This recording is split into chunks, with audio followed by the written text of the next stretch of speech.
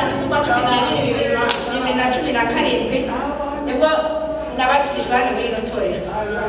Ku itariki ya mbere z'ukwa karindwi bibiri na cumi n'icyenda nibwo nabashije kwisanzura ndavuga mu bamama bitewe n'ubuhamya twari duhawe n'umumama wateruwe witwaga mama Isipi.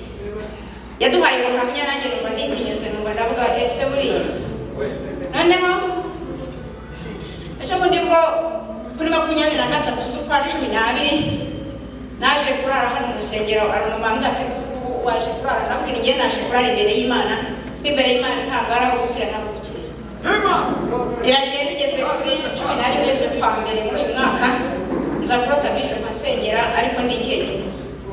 Adutambukije umwuka bimweretse turatambuka turi babiri ariko mbona agiye kudusengera atamfasha kuko nari nabirose. Urumva gusa ariko nararose. Noneho nta hantu nagize gushidikanya. Bigeze kuri 20 arongera aravuga ati umuntu warose musengera agakira. Nawe ndanahabona Yesu arambwira ati banza ubyivugire. Ndabivuga uko byagenze asengera apfukamye hariya afasheho noneho akimara kumfata nahise nizera ko ngize kandi ntabwo kurese kari ariko mwabonye ko simbuka ibuhindura amateka uwari umurwayi agakira nta kimwe ibundanira age ibihe iwe wibura abatware akimigara bimugihece nta kimwe ibundanira age ibihe.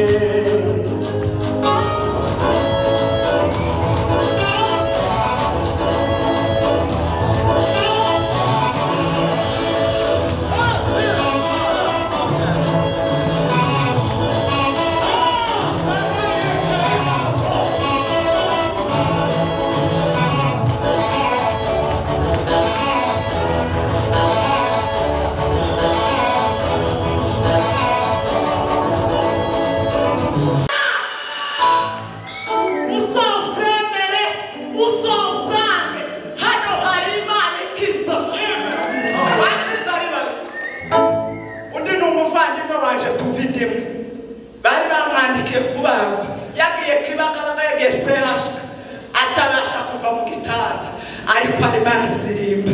Iyo Mana tutayisiniye tutayitaye tutavuze imirimo y'Imana igikeza umuntu kanseri byari bikomeye yarategereje urupfu. Iyo Mana tutayitaye twaba turinda shima y'ibyo Imana izikora. Rero mama nyagutambukije kugira ngo dushime Imana dusirimba ijuru ribimenye ko wakize wakoze Imana yarakoze. Duhe Imana icyubahiro ubishobora aratambira Imana. Ari n'igihe tujya dutamba nta cyabaye ariko nimba Imana ikijije indwara zimeze nka kanseri, Imana igakiza ibibyimba byo mu nda, Imana igatanga umusaruro, Imana igatanga akazi, Imana igatanga amahoro y'umutima, Imana igatanga abakizwa. Serefoga tudashima Imana twaba turinda shima muri uyu mwaka watambutse ndetse n'uyu utangiye.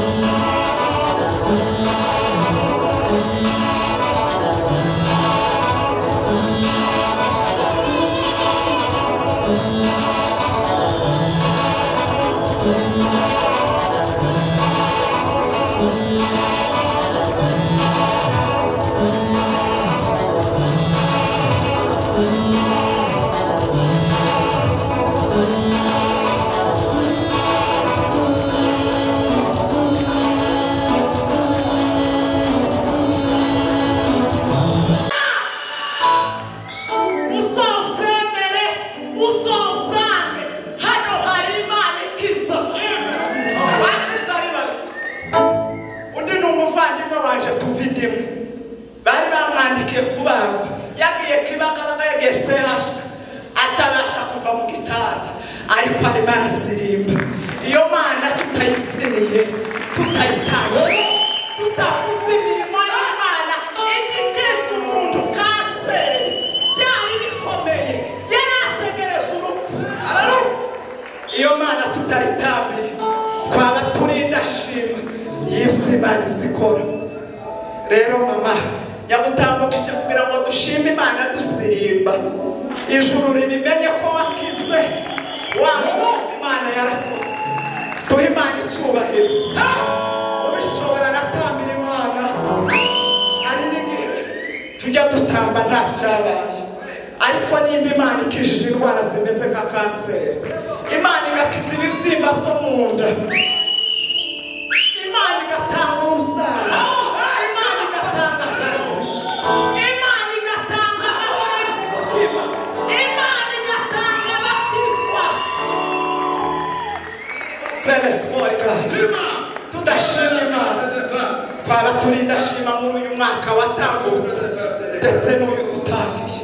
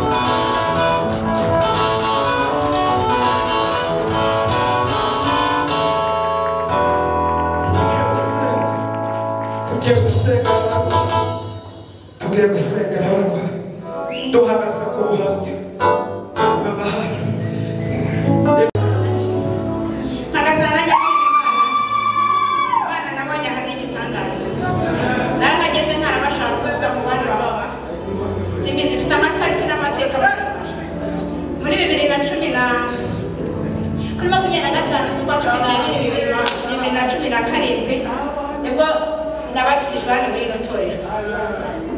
Itariki ya mbere z'ukwa 7 2019 nibwo nabashije kwisanzura ndavuga mu bamama bitewe n'ubuhamya twari duhawe n'umumama wateruye witwaga mama Isipi. Yaduhaye ubuhamya nanjye numva nditinyuze numva ndavuga ese buriya noneho ejo bundi bwo kuri 23 z'ukwa 12 naje kurara hano mu rusengero arumama mbwatse waje kurara nabwira ngiye naje kurara imbere y'Imana imbere y'Imana ntabwo ari aho gukira ntabwo gukira iragiye bigeze kuri 11 z'ukwa mbere muri uyu mwaka nza kurota bisho mpasengera ariko ndi jyenyine adutambukira umwuka bimweretse turatambuka turi babiri ariko mbona agiye kudusengera atamfasha kuko nari nabirose urumva gusa ariko nararose noneho nta hantu nagize gushidikanya bigeze kuri 20 arongera aravuga ati umuntu warose musengera agakira ntukanije nawe ndarahabona Yesu arambwira ati banza ubyivugire ndabivuga uko byagenze asengera kukamye hariya afasheho noneho akimara kumfata nahise nizera ko ngise kandi nkabona ntabwo kurese kari ariko mwabonye ko simbuka ubwo ni ubuntu bw'Imana ariko cyane mu ijoro ryo kuri 31 z'ukwa 12 turimo dusatira umwaka wa 2023 najyaga mbona mama bishop asimbuka hano nkavuga nkumva ko nta kibazo afite ariko baje kutwereka ifoto y'umwana we Teta ari muri Amerika atubwira ko uwo bwe Teta ari we wizeye agakira ndavuga inti rero uriya nigeze nawe mukiri nakure gisira hano hepfo kandi Teta niho yize ndabikura ari umwana ukuntu twajyaga tubana nawe dukorana muri nasari ntekereza ukuntu yavutse ndeba ntekereza ukuntu noneho ngira ishyari ryiza ryo kwizera nk'uko yizeye ndavuga inti buriya umwana wavutse akavuka ni nkaho namurebaga n'ukuntu yavugiye nkari mazi ariko nkurikije uko namubonaga yiga yari muto kuri njyewe andushe kwizera ku buryo ashobora gukira mama we atamwizereye papa we atamwizereye ari abanyamasengesho ndetse basengera abantu bagakira ndavuga inti rero kubona n'ubonye ifoto iri hariya nahise nzamura ukwizera ndavuga inti uriya mwana twabatirijwe rimwe ndavuga andushe kwizera ndavuga inti oya ntabwo nanjye nzamura ukwizera mba ndagutumbagiza sinarwe uko bimeze kandi nta muntu wajyaga ambwira ati mbese uko bimeze ute narababwira ngo ndakomeye uyu mama niwe basuye imbere n'uwitwa niwe bambonye nkirwara ubwo bababwiye kuko babona simukuru yavuga ati mbabara ugende gake kuko ndumva ukirwara kuko yambonaga amagufa yaranga ku ntoki ubu nari nzi ko atayaranga mu kaboko kandi narabishaga ku buryo abantu umutima ari kubikanga ariko icyo nshimira Imana ni Imana ikiza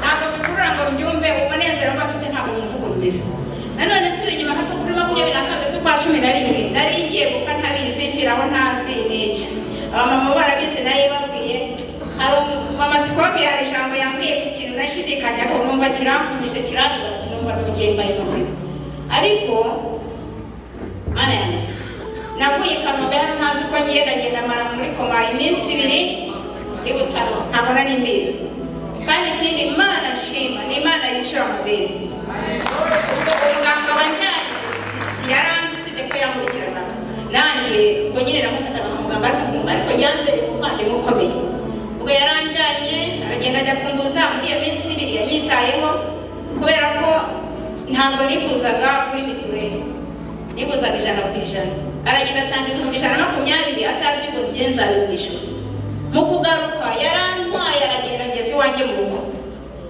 urumva ntabwo nari muzi nawe no gusabira umugisha abaganga burya Mana ntabwo ngenge amamugi ntacyo nabona nashimira umuntu ukora neza Imana yo mwijuru yonyine ari igibahorera mbabwira ngo Imana rero irishyura najya gusenga nkumva umutima wanjye urimo kumbwira ngo ariko humura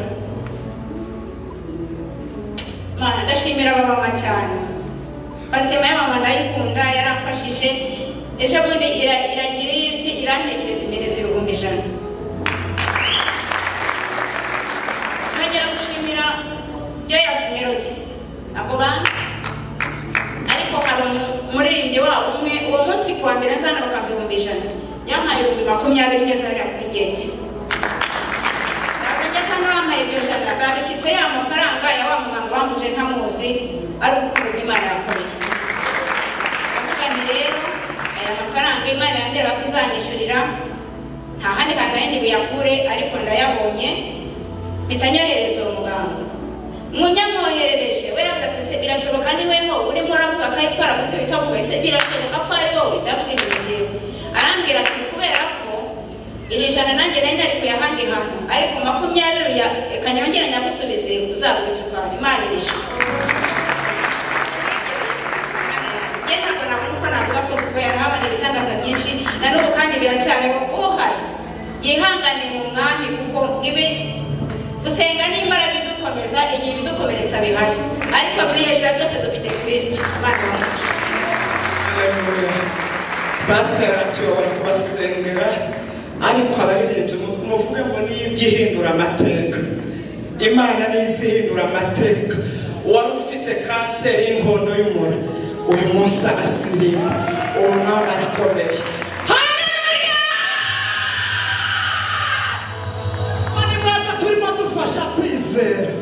Imwebwe mujya mwihangana igitaramo cyo kuwa gatatu gitandukanye n'amateraniro yo ku cyumweru mujya mwihangana gahunda nizo ziza igatandukana n'uko wowe wayipanze ubwo ni umwuka aba yabishatse. Turirimba iyo ndirimbo nitumara dusirimba amasegonda Pastor asengera abarwayi ukuri mwizere murakira.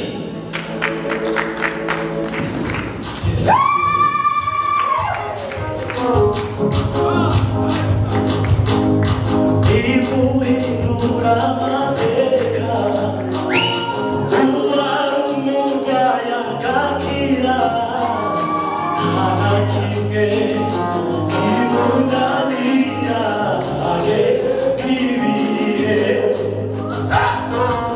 iwe wibura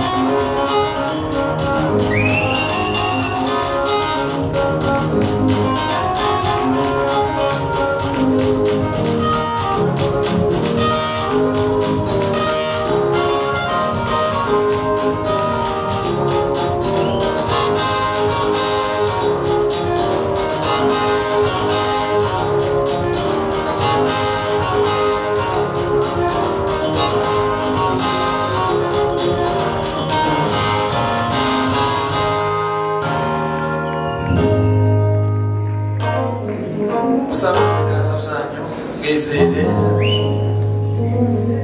uhoraho Imana y'icubahiro.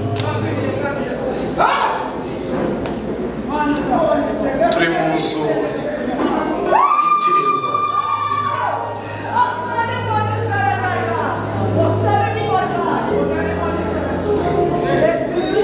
muririmbyi aravuga ngo mbeshwaho mu kwizera niringa imbabazi zawe. Ela foi apenas a defendere Mbeshwaho mu kwizera niringa imbabazi zawe. Umbatiwe n'ibirungo